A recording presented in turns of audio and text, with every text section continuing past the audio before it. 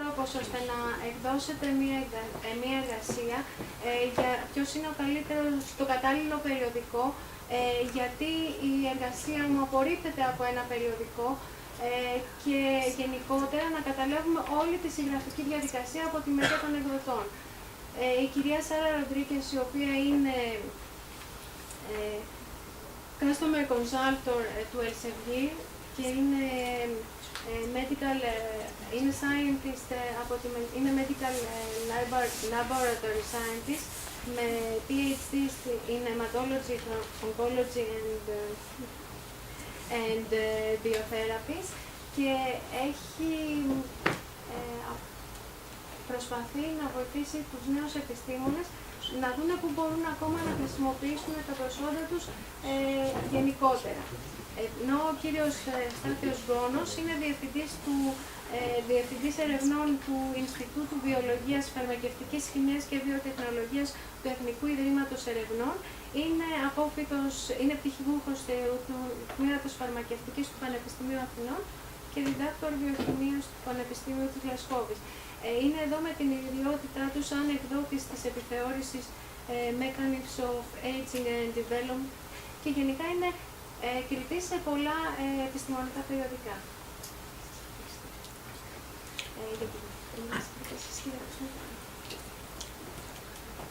Καλημέρα σε όλους και όλους και από μένα. Χαίρομαι καταρχήν που βλέπω μια πολύ μεγάλη συμμετοχή σε αυτή τη διοργάνωση. Με πολύ μεγάλη χαρά άκουσα πριν από 2-3 μήνες την πρόθεση της κυρίας Ροντρίγκες, I'll say that in English later, να βοηθήσει να κάνει αυτή την παρουσίαση με το σημερινό θέμα. Θεωρώ ότι είναι πραγματικά μια βοήθεια προς τους νέους και τις νέες επιστήμονες. Θα ήθελα και εγώ, όταν πριν από καμιά 20-30 χρόνια ήμουνα στην δικιά σας θέση, να γνωρίζω λίγο περισσότερα και για τον τρόπο συγγραφής μιας εργασίας και για τον τρόπο προσέγγισης των κατάλληλων περιοδικών. Εν πάση περιπτώσει δεν έγινε τότε, αλλά με πολύ μεγάλη χαρά αποδέχτηκα αυτή την πρόσκληση, εστερνιστήκαμε με τα στελέχη εδώ της βιβλιοθήκης στην ιδέα αυτή. Νομίζω ότι θα κερδίσετε από τη συμμετοχή σας στη σημερινή παρουσίαση. Λοιπόν, εύχομαι να είναι πραγματικά υποφελής για σας και βέβαια να δώσω συγχαρητήρια στην βιβλιοθήκη για την πρωτοβουλία της οργάνωσης αυτής της ημερίδας. Λοιπόν, δεν έχω κάτι άλλο να πω. Ενημερώστε και εμένα βέβαια, αλλά και εδώ τα στελέχη της βιβλιοθήκης για το αποτέλεσμα, διότι μας ενδιαφερόμαστε να συνεχίσουμε αυτή την προσπάθεια υποστήριξης του ερευνητικού έργου των μελών της σχολής με όποιον τρόπο μπορούμε. Και νομίζω αυτός είναι ένας καλός τρόπος. Λοιπόν, ευχαριστώ πολύ. Δεν έχω κάτι άλλο.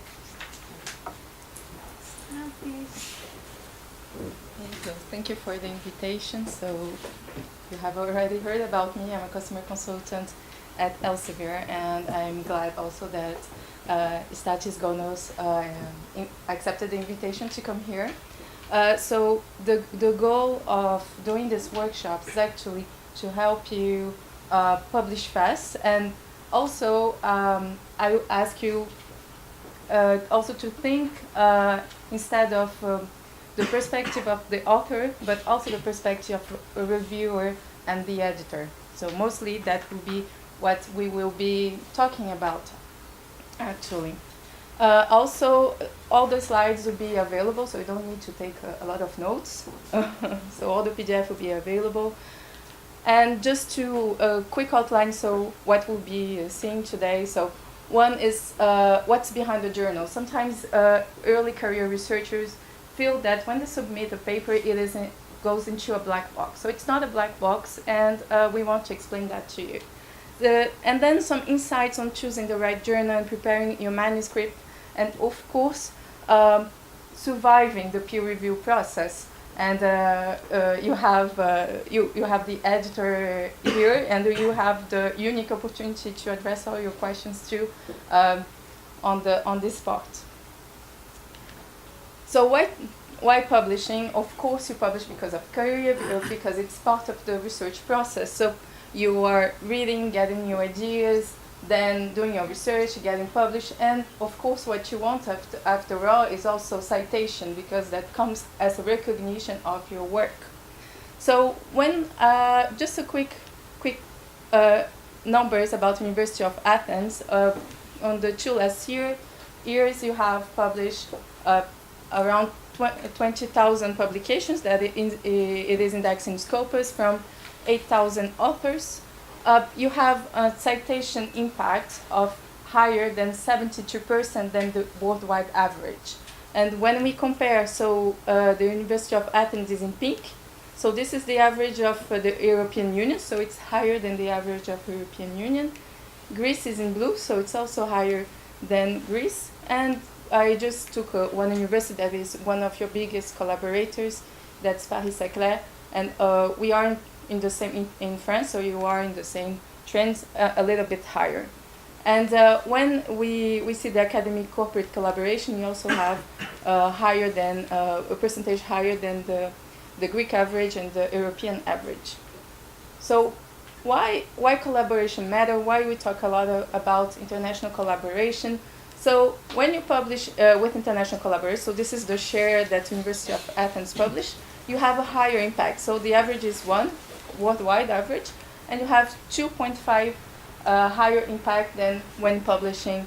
So national impact is a little bit below, etc. So if you have the opportunity during your PhD, your postdoc to collaborate internationally, it is of benefit.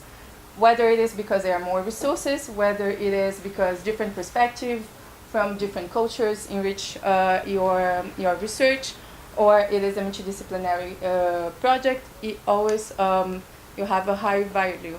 When we look also in the academic corporate collaboration, usually we think that corporate is not innovative, private just do development and that's it. It's not really trendy or something or sexy on the kind of research they do. But when corporate joins with academia, you have a higher impact. So this is also from the University of Athens. Here I'm talking specifically about you. And here is when you publish in collaboration with corporate, you have more than 100, so 8 times higher impact than the world average. And you can see it's even higher than the international collaboration. But okay, this is just to give a little bit of big view of publishing, but let's talk about we were here today. So the first journal that started was this Philosophical Transactions in UK from the Royal Society. It still exists. Royal Society is still publishing the Royal Transactions, and basically books already exist, and research were exchanging ideas, writing letters, discussing.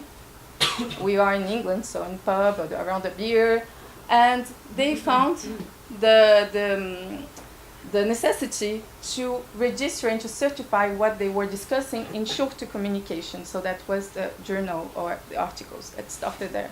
And so they appointed Mr. Oldenburg, which was the secretary, to start the first publishing, let's say. And he started this private venture as a support for the Royal Society.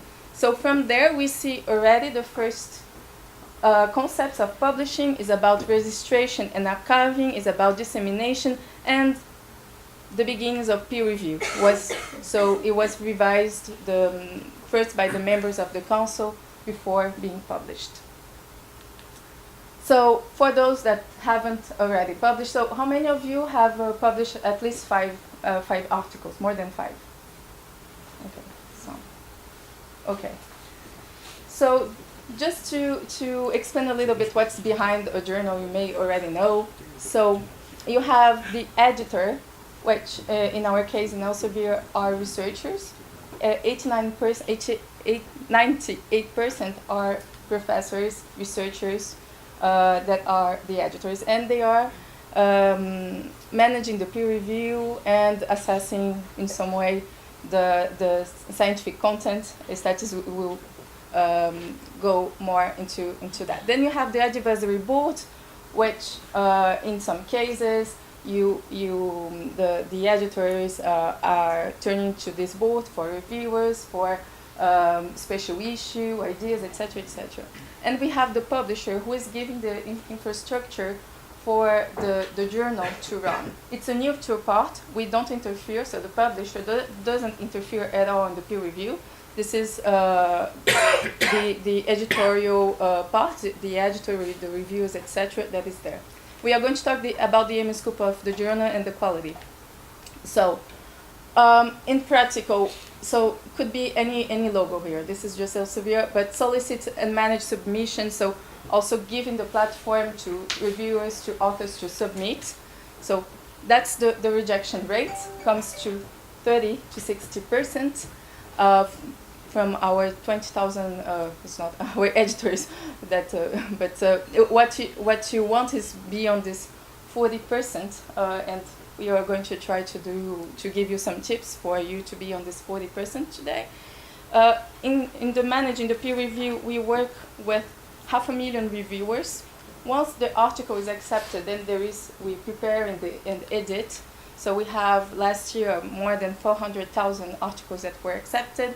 Then that goes into production with 30 million articles in the platform, and the production doesn't stop when the article is accepted, because with the technology today you have to maintain the platform. So we have this shift from the print to electronic. That was a while ago, and we had to do it. But last year we had also to migrate all the articles and all the other journals from HTTP to HTTPS. So we completely stopped the HTTP, and that was it's obsolete now. Regarding also the search, the technology on the search, it's being updated because we had an old technology before. So this production is actually all the time going on. Maybe in the article future we are going to see an hologram, so we need to make sure that will be available on the format. And of course, when you publish, you want to be cited and to disseminate. So you in the Science Direct you have 700 million downloads. Just like for visitors, monthly visitors, we have 60 million visitors per month. So this is just some examples of online peer review system that we have to invest, you have to maintain, you have to update. The journal article production, I won't go to detail. So the methods of dissemination, print journals are only 5% today, most is electronic. You also have other types of dissemination, also the accessibility through apps and others. And you also have different publishing models. You have the traditional publishing model, where the authors don't pay, it's free of charge, but institutions are going to subscribe to journals. And we have the open access publishing, which the author pays an article publication fee, and then the article is going to be available for everyone immediately. And some journals are exclusively open access, and some are hybrid. So you can go through the peer review, it's the same, and once your article is accepted, you're going to choose whether you want to publish traditionally, subscription, let's say, or on open access. So we have different types of open access. And of course the preservation and archiving, so we have different partners that goes in there. So talking about writing an article, so before writing an article, we all have a personal reason to publish, whether it's for career promotion, to get your PhD, or other. But when you're submitting to editors and reviewers, they are looking for novelty, and they are looking for robustness of your work. So they are looking for original results and methods, or significant enhancement of published work, and also that the paper will be up to date and review or on a subject field. Of course, you all know that outdated work, duplication of published work, and sometimes incorrect conclusions, so conclusion that goes beyond what you have demonstrated, this is so it's not ready to be published. So you need to assess this critically. I know you have worked for 5 years and it's a little baby for you, your research.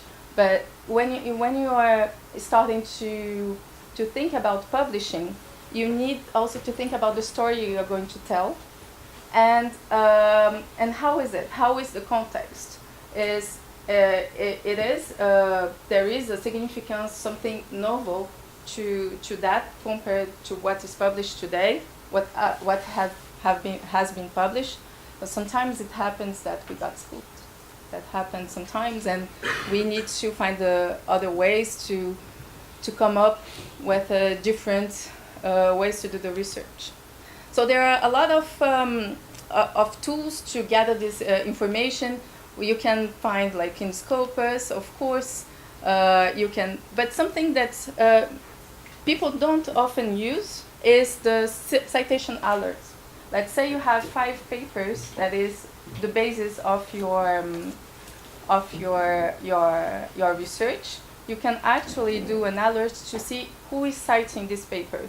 So it's not only based on keywords that you save, but it's also based on key publication of your work and what is building up through that. So the deriving studies that has been published afterwards through this. And another tip that I would say, it's the recommendation Science Direct. So just to say the difference. So Scopus is 5,000 editors and Science Direct is just Elsevier. So what it's actually this recommendation, what it does, it actually does this monitoring work for you, because it goes to see what articles you are reading, and we are going to propose, based on what you're reading, articles that they are a link to it. So if you have, with your Science Direct profile, you have to turn it on. So it's in standard mode, it's off. So if you're interested, you have to put it on, so you have this weekly recommendations. So what the reviewers and the editors are looking for. So what's the strong manuscript? It's novel, clear, useful, and exciting message. So we are all, when we read, we are excited by the novelty, some new pathway, something new. It's presented and constructed in a logical manner. So young researchers or early career researchers may think when you are writing an article to do in the chronological way. So experiment 1, 2, as you did.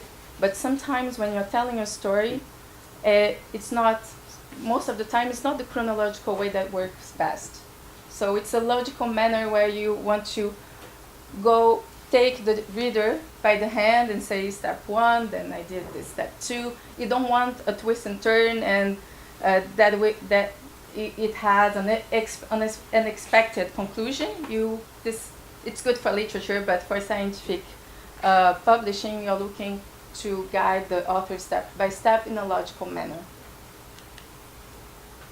Also, reviewers and editors are the first that are going to read your papers, so if they can grasp the scientific significance easily, and they are all busy, so if you make things easy to save their time, it's better to have on your side.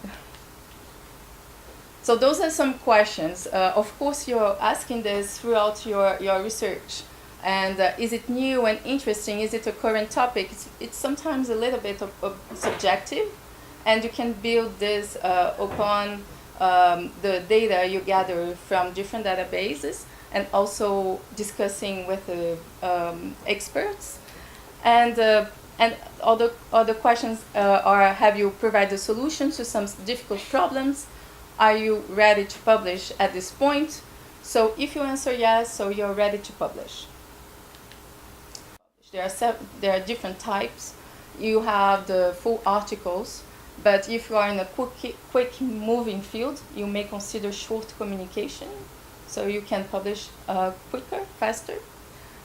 You can also see if you want to publish reviews, And there are also new types of articles, new types of publishing. So you have the research elements like micro articles or data in brief, method X, software and graphical reviews too. So when choosing the right journal, so usually there is a course against the impact factor in the editorial point of view. You should be looking to the right audience for your work.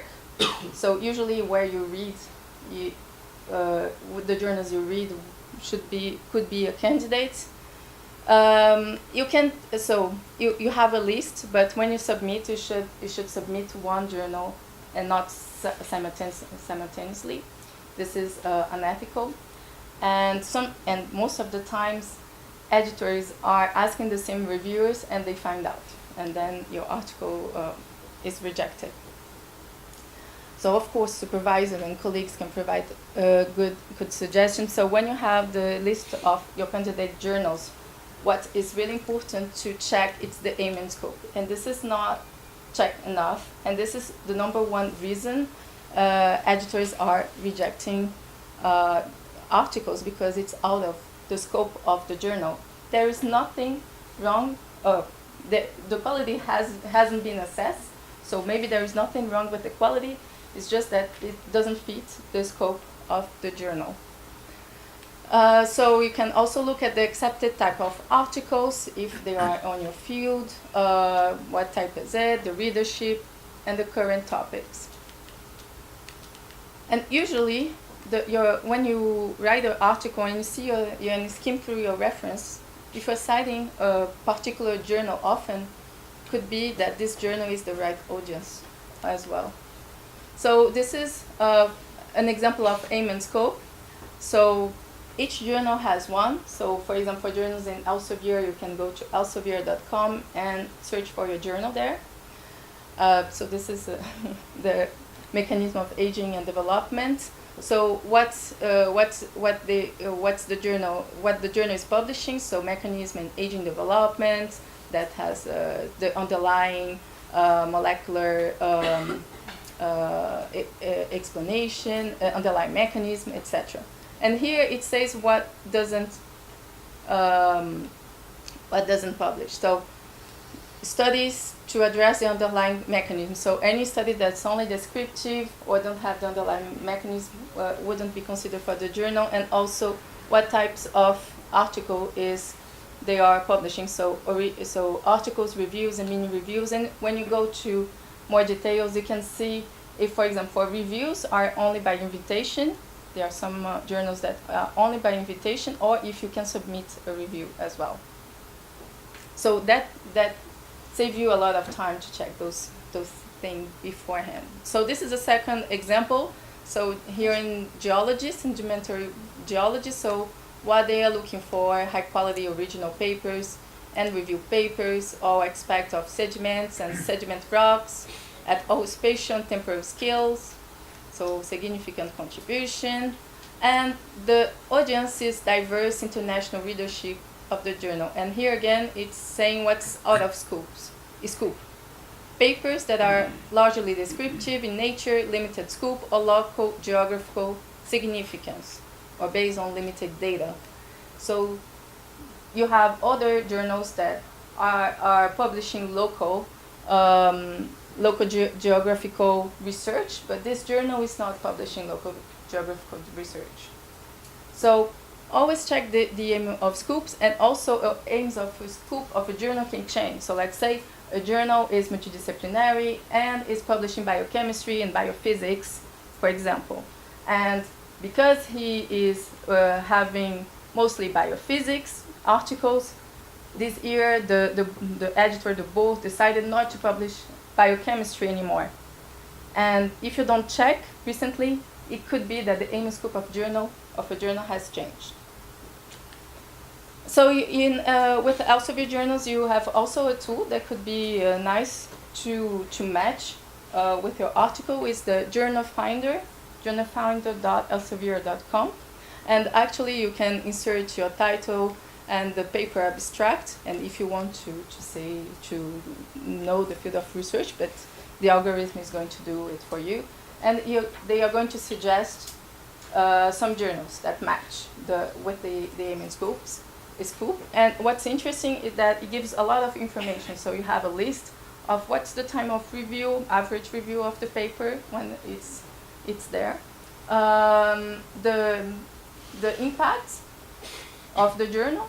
Also, if you want to publish open access, you also have the fee of the open access, and if it accepts open access, for example. So you have a lot of information, and you can read out. So it can also be a nice tool to check what journals can match. So you can choose different things. You can, of course, have in mind the audience. Of course, you have this top high quality journal that you want. You can also use this match. Talking with your supervisor, you have one that you prefer. Looking at your reference list, maybe there is another, and you can do a list and go by priority. So journal 1, A, B, C, journal 2, etc., etc. So talking about bibliometric indicators. So this is the quality, how we assess the quality of a journal. So you have, of course, the impact factor. What I'm going to talk is about what you can, the ones you can find in Scopus, and the site score. It's an optimized formula comparing with the impact factor. And so what's the difference? So we are going to see 3 years instead of 2 when you go through the impact factor. And when we are comparing citations and documents, you are going just to see peer-reviewed documents. So the impact factor are going to count in B, peer-reviewed documents, but in A, all citations. So that's the difference. But the trends are the same.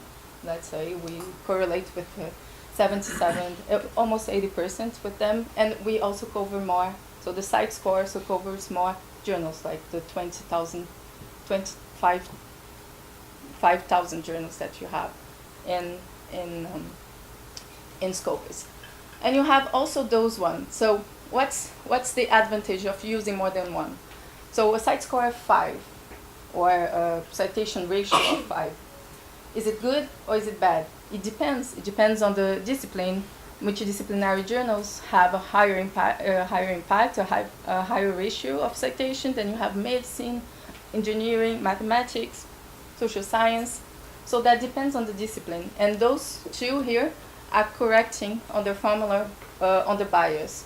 So to make it simple, the average will be 1. So anything above 1, so this journal is cited more than the average. So this, you have then the explanation here on the SNP and the SGR. SGR is more prestige metric.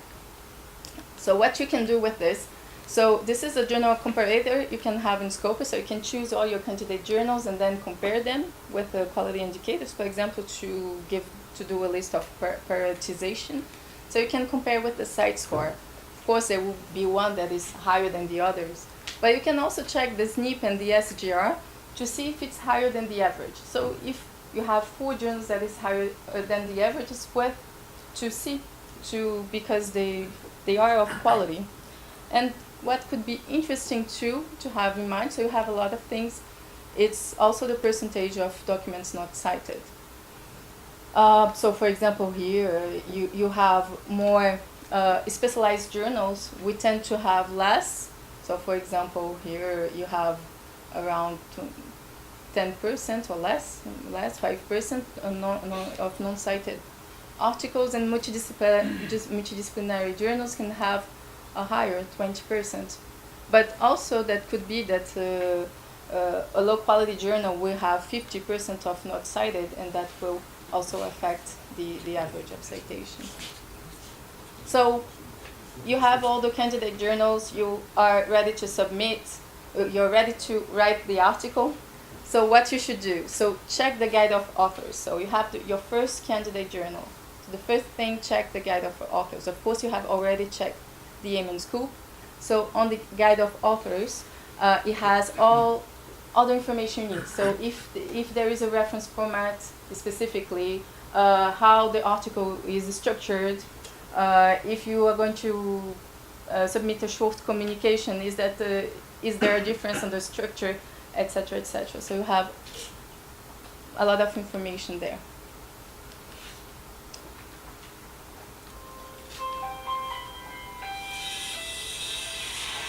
So I have already touched on those points. So when you're ready to write now, developing a manuscript, you are going to, of course, think before you write. And as I said before, the chronological experiments that you did maybe don't tell the better story, and you need to think about the story you want to tell in a logical manner. Choose the right journals and use the right process to write the paper, and I will just give some tips on the language. So here's your author, and of course you're thinking about this article is the best, this is the best research I have done, but it's important to critically assess your article. Sometimes we are much involved, so asking colleagues and supervisors, of course, to know when to have this perspective when an external party is going to read your article, whether it's the editor, the reader, the reviewer. What's the take? Is clear? Is it clear, the message? The conclusion is clear? It has a really scientific significance on the field. So one thing you can help you to do is to do this main message to the reader. So to write down the central message of your research. So before going to write it fully, summarize your research in 1-2 sentences. So there you go, you have your main conclusions there. What's the novelty of work? And like to do a pitch of your research in 1 minute. And this is the process of the best process of writing. So it's something that we all wish to have when we were in PhD, during our PhD. So to start with the figures and table, and of course then go to methods, results, and discussion. Sometimes we want to tackle at first the introduction, the title, and the abstract, and actually the more complicated part in some way, because here you have to give the most recent context, and maybe it can change in there. So in order to make it logical, even for you to think about how you want to tell your story in your article, you can start first with the figures, how you want to present the data, methods are methods, then the results, the discussion, and go through the conclusion, the introduction, and by last, the title and the abstract. For a reader, how it perceives your article. So of course you read a lot of articles and you don't read it fully. Most of the time you're going to some part, skimming what's from your interest, and that's what people are going to do with your article. So the first part, title, abstract, keywords, is actually your advertisement. People are going to read it and see, should I keep on? Should I read this article? Should I put it on the review or reject it? So this is the first information that the reader has. And then you have, of course, the main findings, the conclusion, and others. And here it's really important to be concise, because readers are reading more and more fast and skimming more and more through articles and not reading the articles fully today.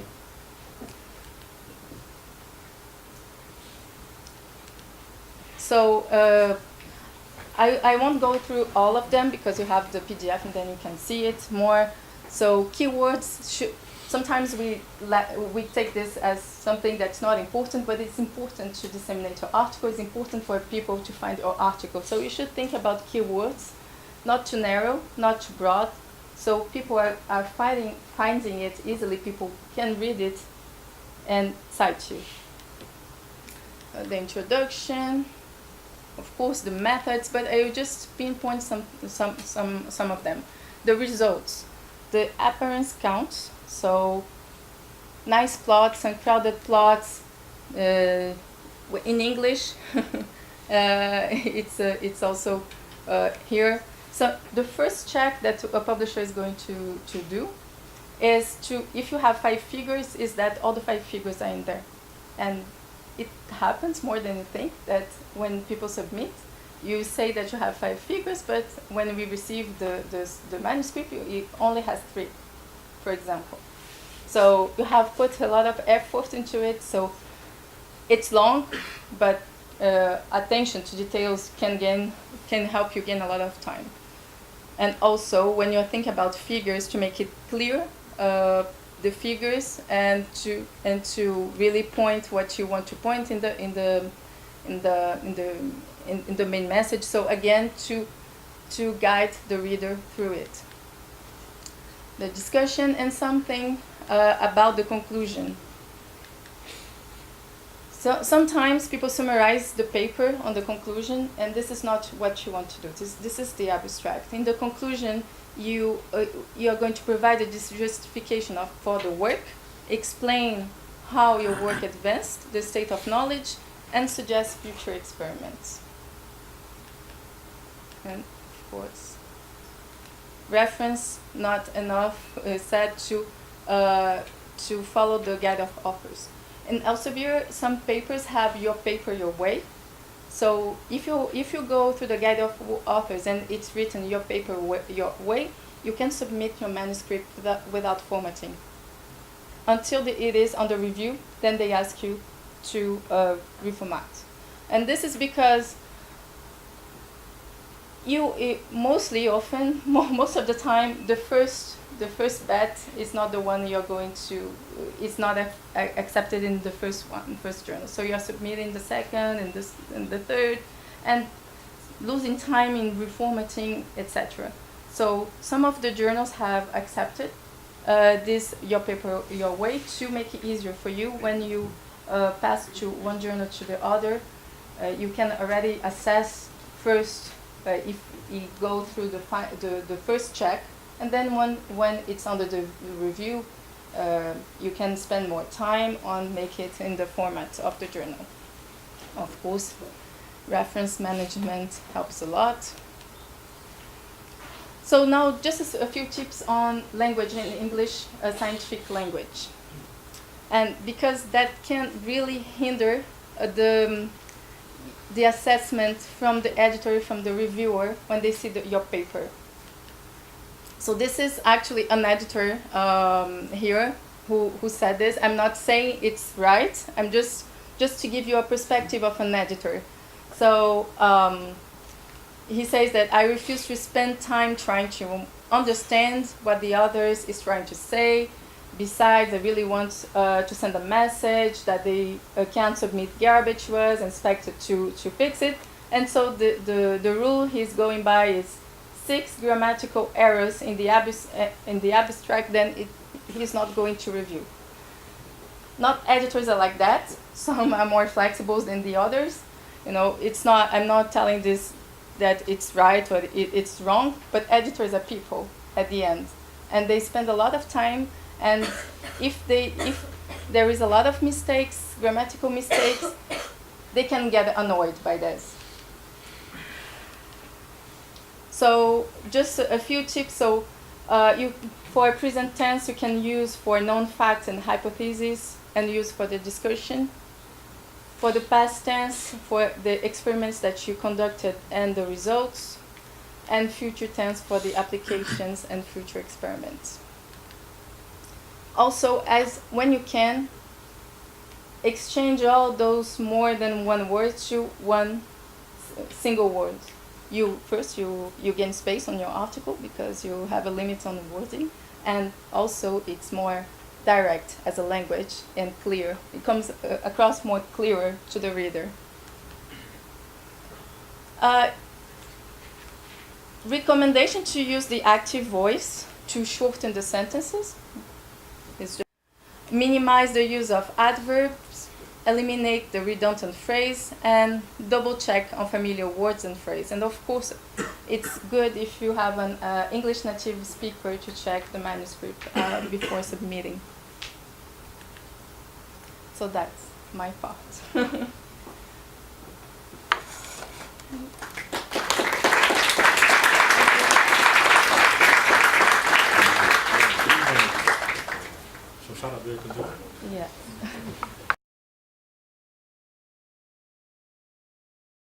In particular, and the university and the librarians for hosting this event. I have to say that I've been through all of these parts, first as a student, where I do not know how to write a paper, then as a group leader, where I receive articles as a referee, then as a editorial board, and in the last several years as an editor-in-chief. So I've been through all of this cascade of events. So somehow I have learned how to do it properly. I come from life sciences, as you've noticed. I'm working at the NHRF, NKUA, which is down the road, on aging, but of course, keep asking me whatever you like. So I will go through the slides that Sarah has kindly prepared for you. It has a lot of information, and I will read a few sentences and I will comment. And if it's something not clear, just interrupt me and I will be pleased asking questions. So, once we submit an article, first of all I have to say, just to add a comment from what Sarah has said already, that it is very important that your article to be catchy, or to use the most proper word, sexy. So the title and the abstract are very important. If as an editor-in-chief I read a very boring title, then I start considering, is it really worth having this paper going for review? So just use the appetite. And here I have to say there's a big change through years about the title. If you read classical papers, let's say in physics, when Newton, for example, wrote his articles, it was a totally different style, like wondering why gravity occurs. Nowadays we are more aggressive on titles. In essentially, pass the message. Do not give a negative title, or the title is just a quotation of data. Just think of the takeaway message and put in the title. However, it has to be persistent and consistent with what the article describes. Okay? So, why we need a peer review? It is very important. Essentially, it is very important essentially to check the quality of the data we submit. So, in a way, it is the way of making the article better. That does not always the case, because as we'll see later on, sometimes reviewers are not nice people, because they're human beings. But the whole idea is that essentially to get your paper to become better and better. And in most of the cases, reviewers, in goodwill, they will help you essentially to optimize your work. So in a way, reviewers are, as on the last bullet, are the backbone of the whole process. Still, I have to say, it is very important to choose the right editor. You will see in several journals that you have an editor-in-chief, but then you have section editors. So, and the section editor or the associate editor will be the person who is going to handle your article, and in turn, he or she is going to pass it to reviewers. So, I would say from the very beginning, choose the handling editor, the associate editor, or the section editor, a person that somehow you believe it is the most appropriate person to handle the article. Because in a way, he will be the judge between you and the reviewers if there is a disagreement. Okay? And there you need, I'll put in a phrase, a critical friend. So you need somebody who is going to be friendly to you, positively predisposed, but somehow, because he's a friend, in a scientific term, he's going to help you to make your article to look better and better. So why do reviewers review? Okay, Sarah was very generous on her slide. Yes, we do it for enjoyment, but first of all, you have to remember that research scientists and academicians usually were very busy people. To give you an idea, I'm not talking about the journal that I'm editor-in-chief. As a reviewer of other journals, I'm working in the aging field, and I would say that I receive on average an article every day to review. And this is in addition to my duties to my journal. So it takes a lot of time. So therefore, somehow you have to predispose the reviewer to go through your article. And sometimes, because we don't have the time, we review an article while we wait for our plane or our train. So you do not think that the reviewer, by all means, she's going to spend 2 hours just focus on your article. So that's why you have to be very precise and consistent to what you're going to do. However, essentially, it is important because this is the way as Sarah has said earlier on, even for the reviewers to get the latest in the field. So essentially by reading something, remember, this is still unpublished work. It is not something you're going to find it if you just go through any tool. Okay? And of course, in this way, provides new ideas. So in a way, they are the first people that you will expose them to what you have submitted. So, the purpose. I mean, there are several purposes. I mean, of course, as we've said, to improve the quality of your work, to ensure that previous work is acknowledged. That is important. I mean, do not cheat by just omitting articles. I mean, you have to be objective, and in case you disagree with an article, it is better to quote. Okay? Of course, to determine the importance of the findings, to assess the originality of the work, and of course to make sure that, as we've said, all references are including and there are no ethical problems behind the work you have submitted. I mean, in life sciences, this is very important. Okay, I mean, if you do experiments in animals, for example, you have to make sure that what you have done it is legal and is allowed. I mean, perhaps this is not applicable to every research area, but in some areas it is very important. So, rejection without review. That happens, and it happens quite frequently. I mean, essentially, what I do. I mean, if I receive an article, the first thing I will do is to read the title and the abstract and to see whether the article fits with the aims of scope of the journal and whether the findings are important. Important to the level and to the quality the journal runs. I mean, obviously, if you publish to Nature, or if you like to submit to Nature and Science, there's a totally different quality than if you try to publish to a journal of impact factor 1. So clearly, the editor-in-chief should judge the quality of your work on the basis of the quality of your own journal.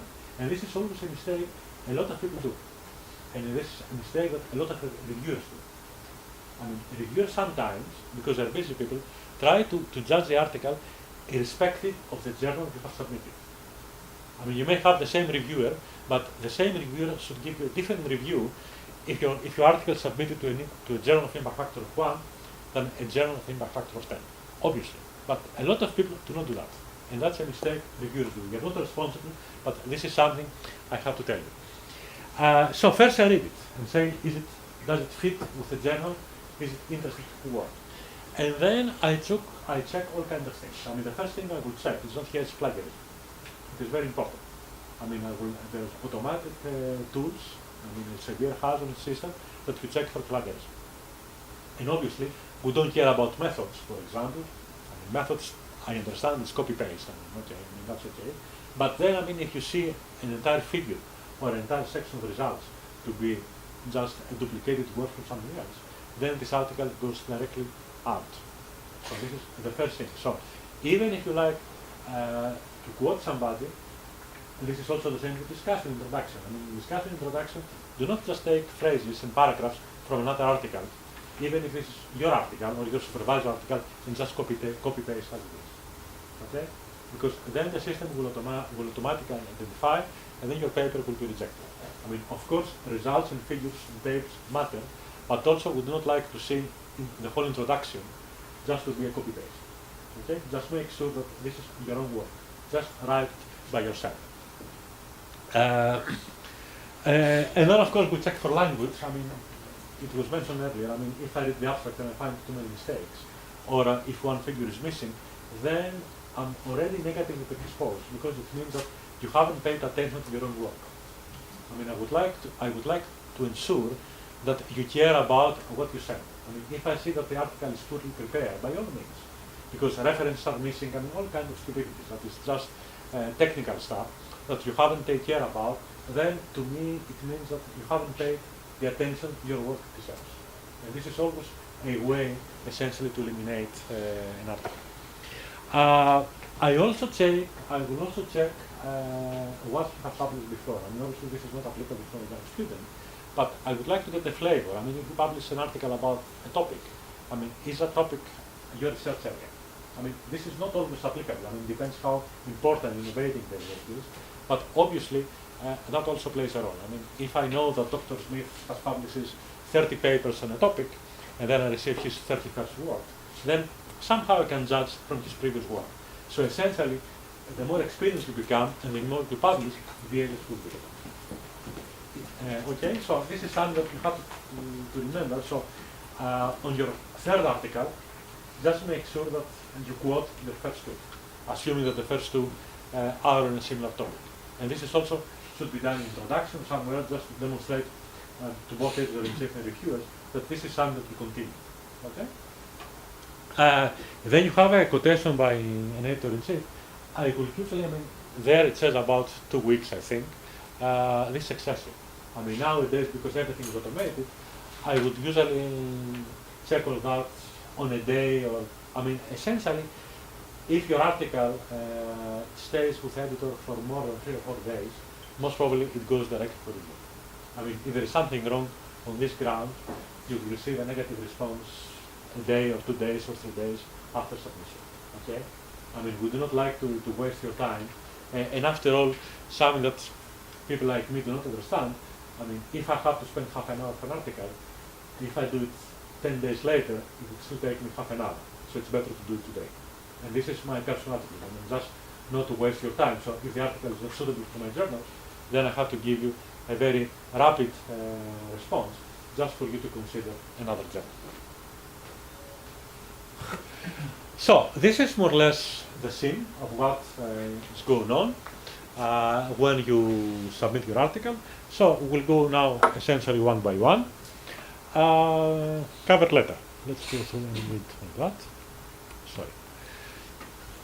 So this is essentially the introduction to your work. So being short, we don't have time. So essentially, you have to be short and precise. So the shortest the cover letter, the better it is. So you have to identify the major findings. I will also say that if you have published a previous important work that somehow is linked to your work, cite it. Because even if I work in a specialized journal, I do not know every research scientist who works in the aging field.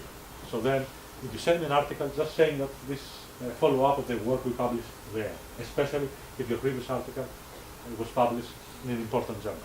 Okay?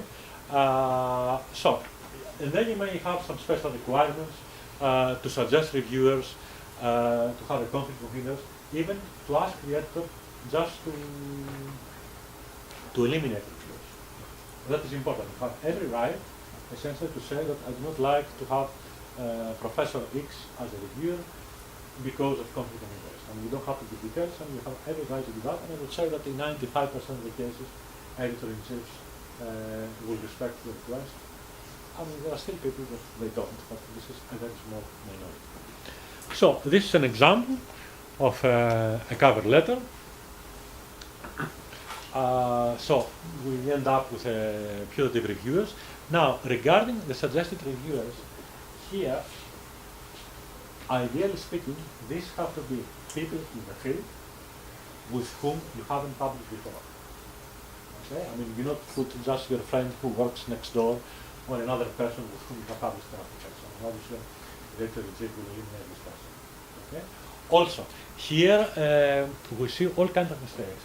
I see articles, and then the author suggests a person who got a Nobel Prize to review the article. It is 99% certain that this guy is the client. If you put a very big name as a reviewer, I would say that in 90% of the cases, that very big professor will pass your article to one of his postdocs to review it. And then this person will have 30 different postdocs, so essentially you enter a lottery. Because you might have a nice guy or a bad guy, so I would say find reviewers that you think that have the time, so they are essentially early stage, middle stage researchers, not people above an age, a very important ones. They will not do it, and if they do it, essentially they will pass the review process to one of their colleagues. Okay, so you enter a black hole there. So just find the person, I would say early 30s, early 40s are the ideal person, if you know them.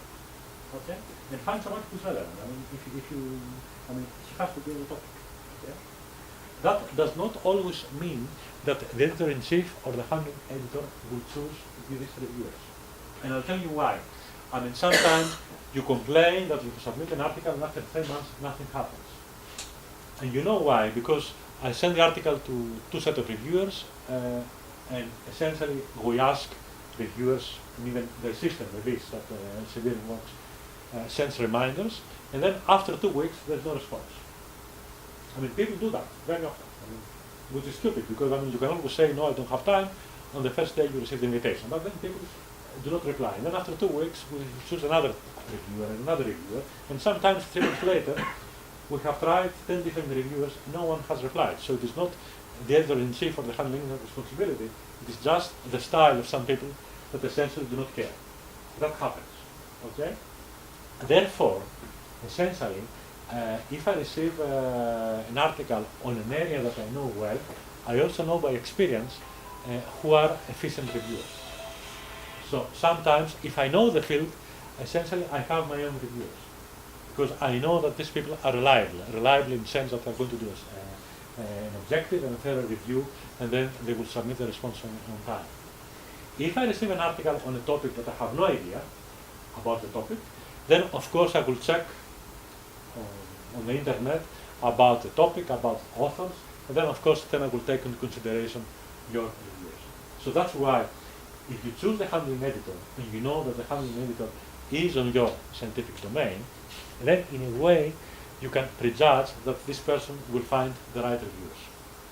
For specialized journals, this is easier. I mean, for very broad journals, it is more difficult, because then you do not expect, even if the journal has 5, 10 associate editors, to have an associate editor that fits to every aspect. And of course, it's very important just to make sure that, I mean, regarding authorship, I mean, final approval from all authors. I mean, in my experience, I have been through all kinds of peculiar circumstances. I mean, we submit an article, and then the article is in press, and then one author comes and says, no, I was not aware about this article. So, I'm not sure, is it compulsory now that all authors approve the submission? I think it is. But even if you go to another journal, to another publisher, just make sure that all authors approve. And of course, this happens essentially in countries like China, that is essentially out of control, or India. Or, for example, we have other cases. I mean, you submit an article with 10 authors, we ask for a revision, and then we receive the revision, and then out of the 10 authors, the 6 are the same, 4 have disappeared, and 4 new have come. It is not your responsibility as young scientists, but some professors are a bit peculiar. Okay, so we have to make sure that essentially we ensure an objective way all the way. I mean, if you were an author on the first submission, even if your figure has been withdrawn because it's not relevant, I think that you have put some work in the article, so therefore you have the right to remain in the author's list. Okay? So these are things that, of course, we have to ensure, and of course ethics, in case that we work with animals or other areas that require ethical approvals. So we went through that. So suggest reviewers. Usually most journals they ask for 2 reviewers in the comments. This is the average. But it's good because some reviewers will say no. 3 to 6 is a good number. And also you have to remember that if your article, if your topic is multidisciplinary, for example, you cover area A and area B, then the editor-in-chief may choose one reviewer from scientific area A, another reviewer from scientific area B. Okay? Therefore, when you quote the names over here, sometimes it is good to put 1 or 2 keywords that fit with the keywords of your article. So the editor-in-chief will see the keywords and will say that, okay, if I have to pick up 2 reviewers because the article is multidisciplinary, then I will try Dr. Fernandez because he's an expert in area A, and then Dr. Chen because he's an expert in area B. Okay? We submit and the article is accepted. This is very, very rare. I mean, the point that if your article is accepted as you have submitted it, I will have severe doubts about the quality of the journal. To be honest, I mean, in my experience, that happens, and Elsevier is a publisher that stands from the 17th century, 16th something. Yeah? So it is, it's a very established publisher, and we have 3 or 4 that are very established. I mean, nowadays you receive all kinds of invitations about journals that essentially are open access, and who knows who publishes them. So, and here I have to make a note, be careful about this type of journals, because they're online, there are virtual journals, and then you may publish a work, and then the journal disappears after 2 years, and your work disappears after 2 years. So, go for publishers and journals you know. I mean, never try a journal that essentially just appear on the internet to have no idea, because this is a virtual journal essentially, because nowadays essentially there are no printed copies, so everything goes on internet in most of the cases. Therefore, we have journals that may publish just one article at a time. Okay, there's no problem because you receive just a number, and then this journal disappears. Anything published there, the journal disappears, your work disappears. And I have received one case that I found the article that was copy-paste for another article, and then the author said yes because I published there, and then the journal disappeared, and now I have to republish again. Okay, so be careful. Be very, very careful. I mean, to give you an idea, I easily receive about 5 to 10 invitations per day to publish work in journals that I've never heard of, and I automatically delete all of this. So I mean, choose your journal on the basis of the articles you read. Okay, and you work in your area and you know your colleagues where they publish and go there. Okay, do not pick up a journal that you never heard. Okay, so essentially, immediate acceptance, I would say, it is very catchy. Okay, I mean, it may happen, but usually it happens either on very low impact factor journals or journals that they're just looking for customers.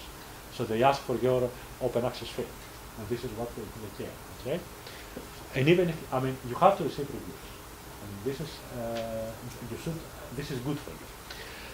Rejection, straight rejection, yes, 40 to 90%, very good.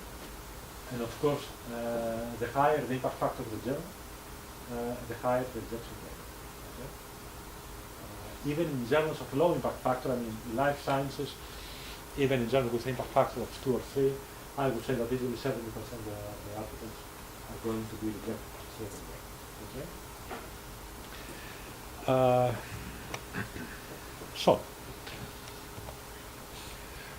we receive comments. So we went through the rejections, the straight away rejection. So, acceptance, minor revision, major revision, rejection. Minor revision essentially means no more experiments. Okay? It's just to optimize what you have published. Okay? That's it. I mean, if you receive a minor revision, essentially if you do not ask for experiments, I would say that 90% of your paper will be accepted. Okay? It's just a matter to present your data in a more proper, readable manner. Okay? That's it. So this is a really good thing. I mean, this is what you should aim for. Major revision, it means to do more experiments. There you have to judge whether and what the reviewers ask is feasible. Because if I ask for experiments that require another year, then you have to reconsider it is really worth spending a year to do this work. And actually, in most journals, we say that we need to resubmit within 3 months, okay, or even less. So essentially, you have to judge whether this is good. Or sometimes, I mean, nasty reviewers will ask you for so many experiments that essentially you have to produce a second paper and to incorporate it to your paper number 1. I mean, there essentially you have to judge. So if you receive kind of a major revision, you have to judge by yourself whether it is worth and feasible, time-wise, whatever, to perform this experiment. So,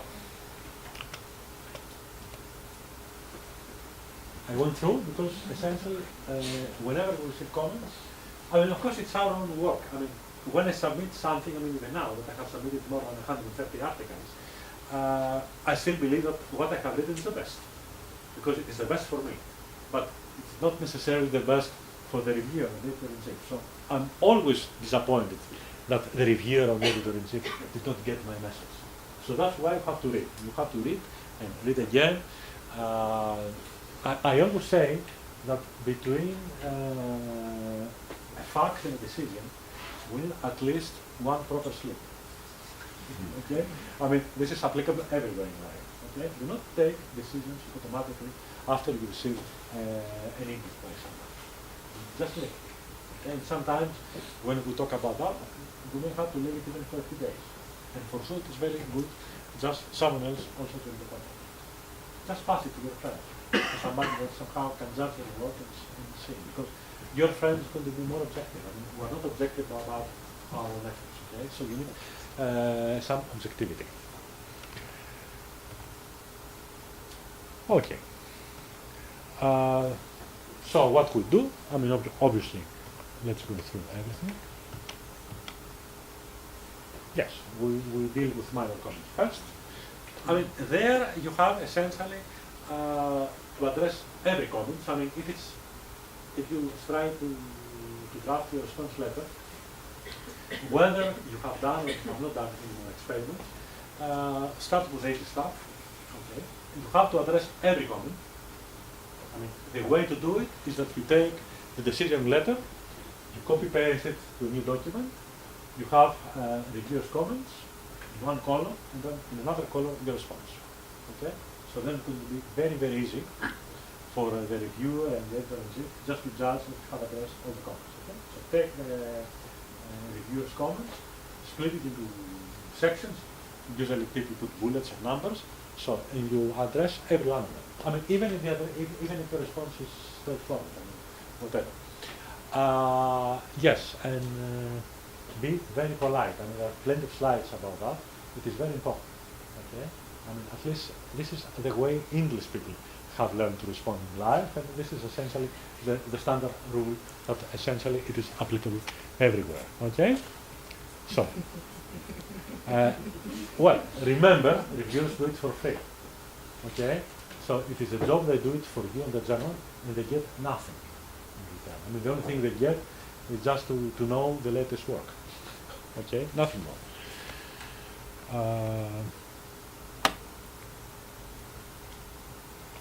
We'll go through that. Okay, so typical phrases. I mean, those of you who are more familiar with English culture, I mean, this is the way educated English people, not Americans, okay, this is still on the English way, like, okay? I mean, there's always a way to say what you want to say in a very polite and diplomatic manner, okay? So, optimize your thoughts and your imagination just to fit things in the moment, okay? This is important. I do not say that this is stupid.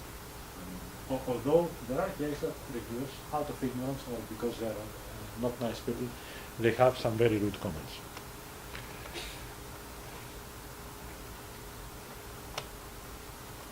Okay, this is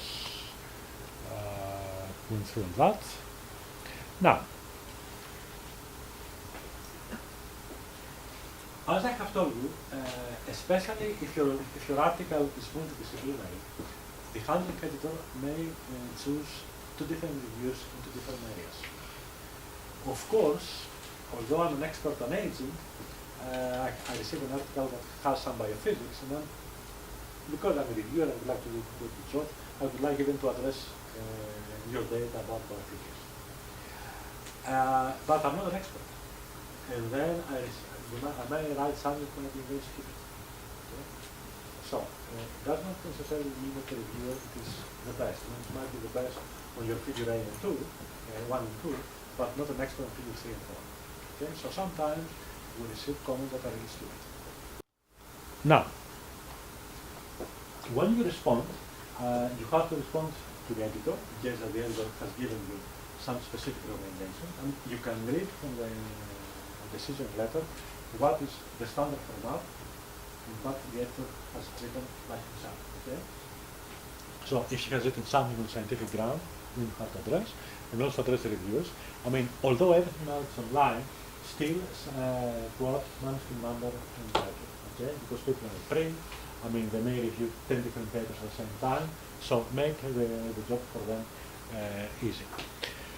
And of course, you have to address all disagreements. So, two reviewers disagree. This is common. Okay. Sometimes the editor, the handling editor, will ask for an opinion of the reviewer. Sometimes, if the editor believes that his journal is so good, if he or she receives one negative response by one of the reviewer, the paper is out. Okay, it happens. Okay, you have to address that. And you have to fight. I mean, I had an article that was essentially rejected by both reviewers, and then I decided, in a very good journal, in high impact factor, and I decided to address all the reviewers' comments, and then I asked the editor, this is my response, this is what I believe has to be done, please consider whether you like to reconsider my article. And then the article essentially was resubmitted, re-reviewed, and it was accepted. Okay? So if you receive never, yes. Is it the same journal? Yes, yes, yes, yes. I have an article in JBC, Journal of Biological Chemistry, University of Life Sciences, a very good American journal, of the American Society of Molecular Biology, long list of comments and reviews. The editor decided no, rejection. You also have to remember that we work in Greece, so Greece is not USA, and people are always negative or positive to this point regarding your university. Athens University has a higher impact on the university than London, as is not so in Greece. So that's important as well. For example, if we receive something from China in India, because there is more fraud there, we are always more careful. It happens. It is just the human nature. If you receive an article from Cambridge, then you're automatically positive to this post because you say that for a person who works in Cambridge, this work has to be done.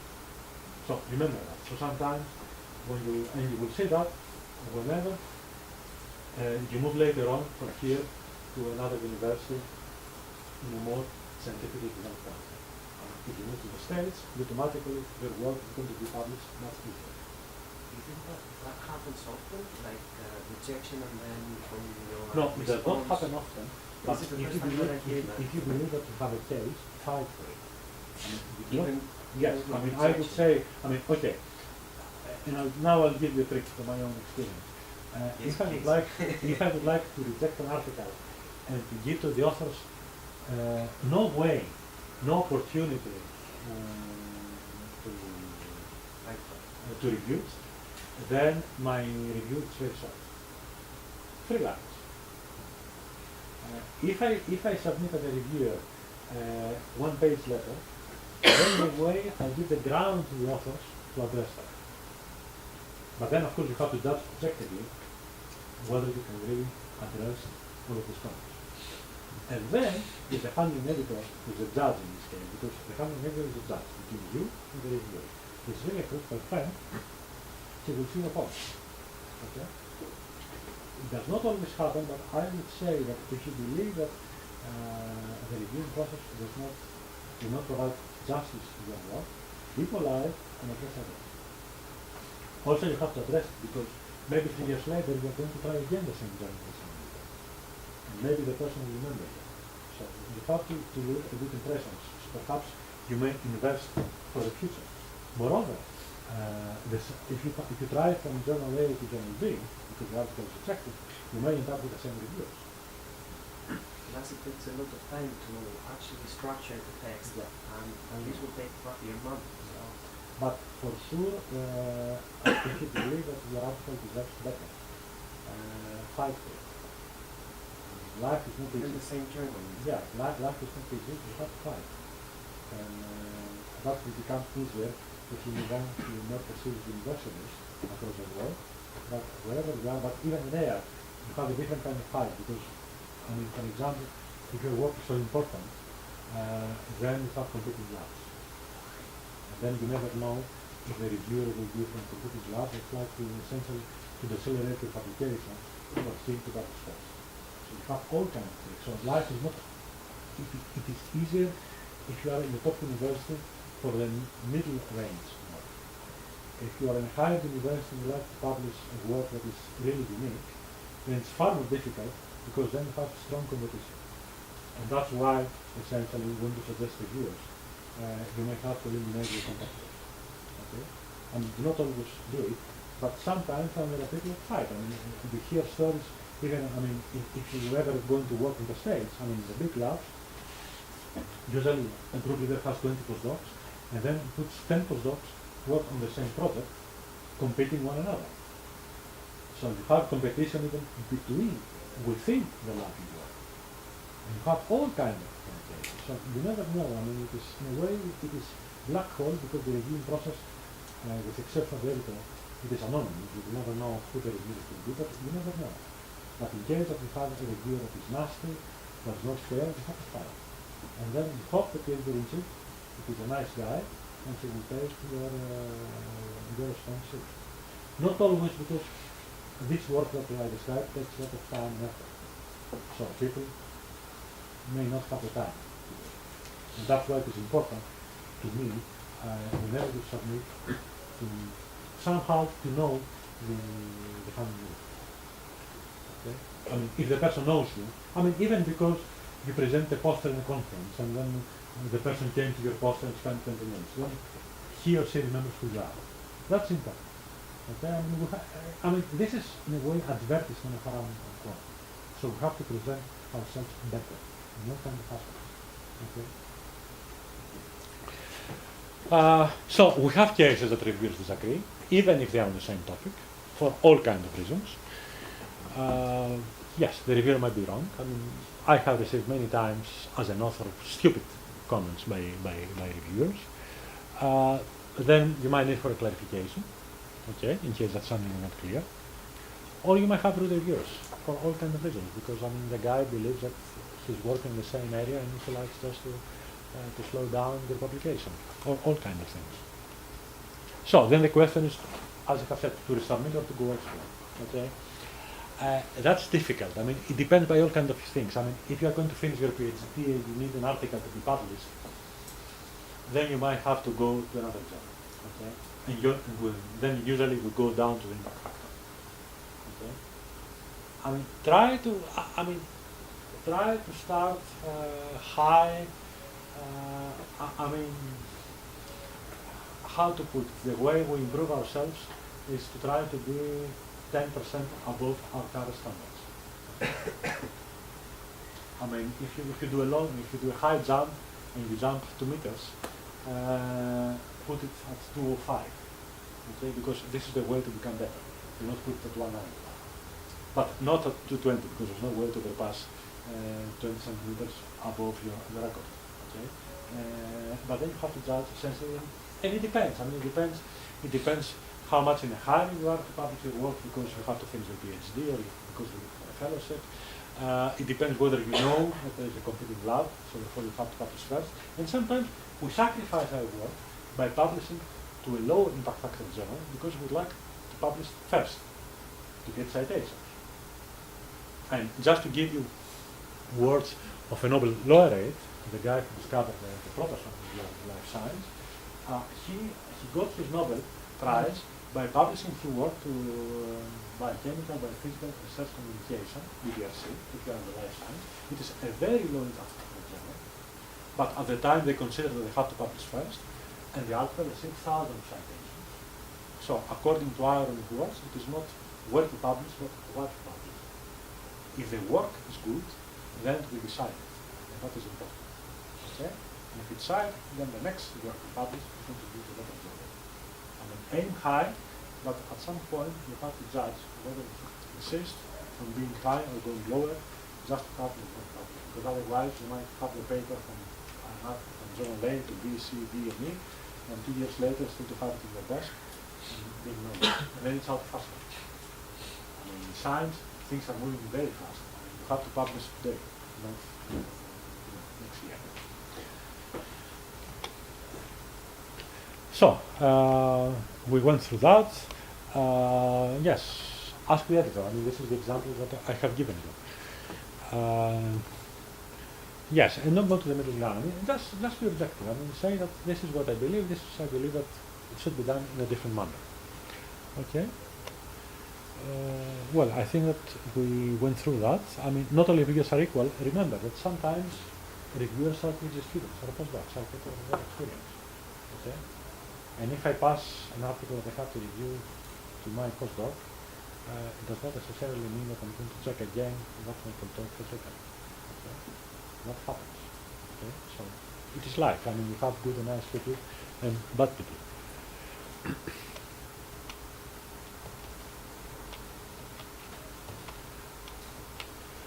So I think that we went through all that. went through that as well.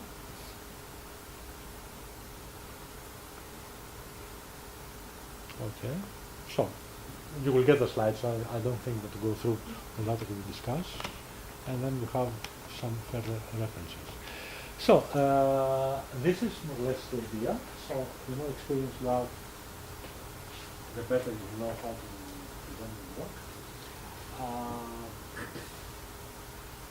I am inquiring or not. Perhaps you can list my email, so whatever you like. Doesn't have to be something, just send me an email or call me, and I'll be happy to arrange questions. So Sarah, do you have any questions? No, if anyone has more questions.